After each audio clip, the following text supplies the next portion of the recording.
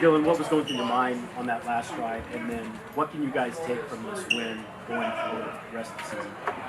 Yeah, through that drive, just need points, but really knew we had three and wanted to get 6 or 7, of course. But got a lot of belief and trust in Atticus and the field goal unit, and then just with these kind of games, I think you find ways to win, just as we have in games prior.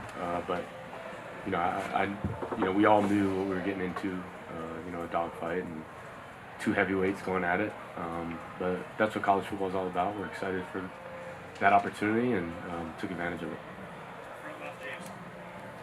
Bill, we thought during the week about putting safeties in conflict. You do that on the touchdown run. Walk me through what you're seeing to keep it once the mesh charge happens and once you get the matchup you're looking for, how you're able to shake the safety.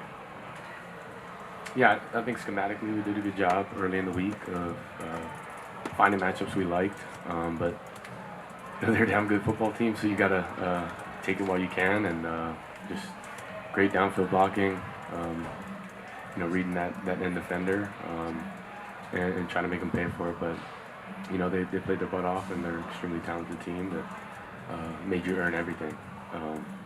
But to go to the beginning of the week, I just wanted to see how you were, James, and I know we were talking about it. I'm not, but I just wanted to get a post-game, maybe one word answer of how you feel.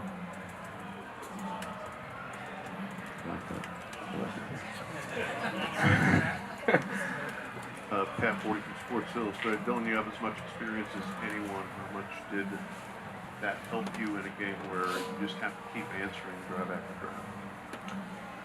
I think naturally you're put in situations, never the same, but pretty similar, and you just use your knowledge from past experiences to your advantage. And I think I've been in many games where it came down to a drive or two, and times you need points in the red area, and things don't change in that end. It just magnifies in big games of third down, fourth down, red area touchdowns.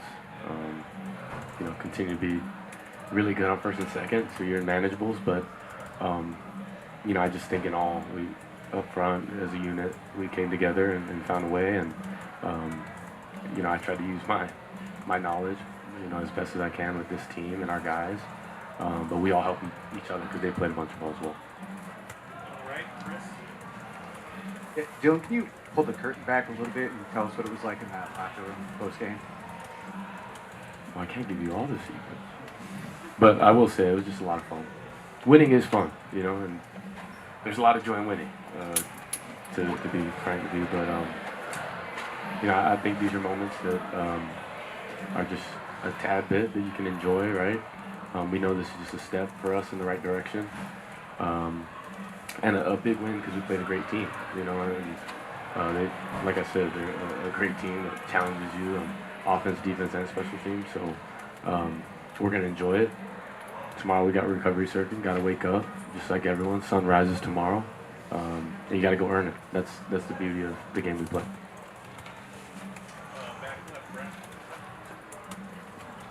I caught a glimpse of you coming off the field at the tunnel, and you were on another level than I think I've ever seen you. Just super amped. What did that moment mean to you, and how was it felt to just be so embraced by this team? Yeah, a lot of F-bombs, but rightfully so.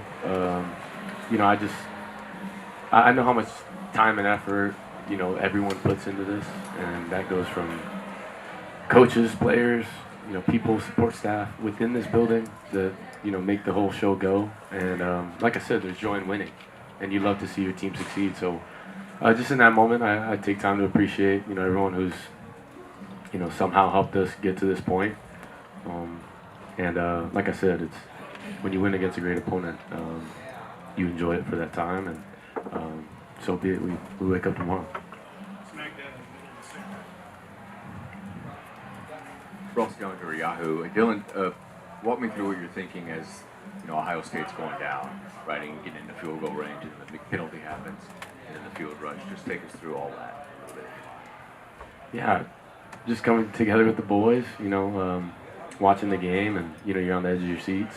but you had ultimate, belief in the guys on the field and defense, and they actually beat us in 2 minutes this week.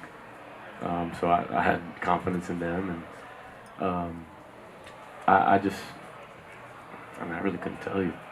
Clock strikes zero, you just enjoy it, and that's with every win. That's with every game. You just know how hard it is to win on a consistent basis. That's because they got scholarship players too, so it's competitive. You got to make plays. Dillon, I think 6 weeks ago you guys got the win against Idaho, but a lot of questions internally, obviously, especially internally, kind of about where you guys were.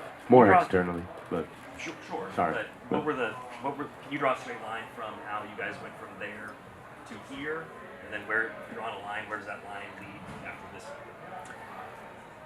if I could tell you, I would. But the truth is, we're just so rooted in the process and in what we're doing. I didn't think I saw anyone flinch, whether it's the way in which we won, but just want the want to get better and continue to grow.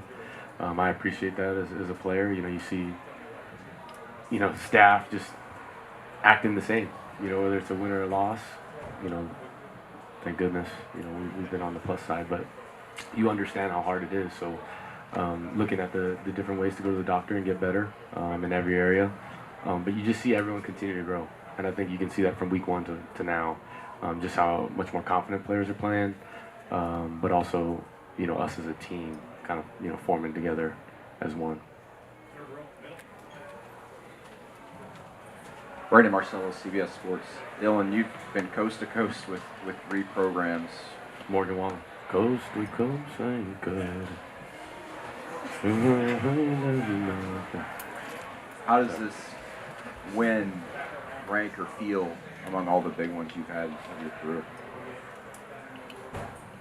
I would just say you appreciate it, year to year. Each team is different. Each place is different and unique. So you appreciate that and the difference. I think I've learned a bunch at each stop. And more importantly, who I am as a person. And there's real development in that as a player, but also as a person, through those times.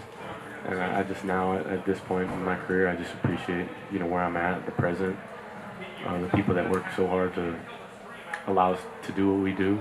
And I never take a day for granted. And that's because I know, how hard it is to do what we do as well, and the time we put in and the grind. But it's something I love and have been addicted to from the beginning. It's kind of been my way of living. So, just to answer your question, I've loved every bit of it.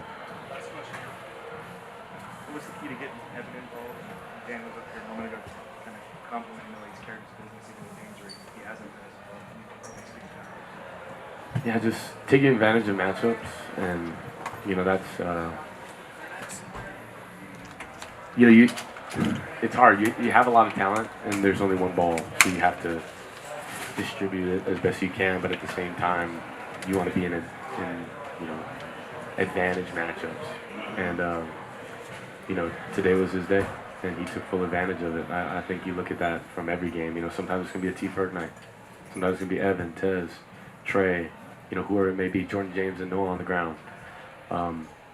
I think when you look at it like that, it's a mixture of trying to take advantage of matchups or isolation, but also trying to get everyone involved. I think you try to balance that as best as possible, but I'll give that to Coach Stein as well to handle. Thanks, Dillon. Thank you guys. All right, we're going to pull it on while we're standing here. We're going to put three across.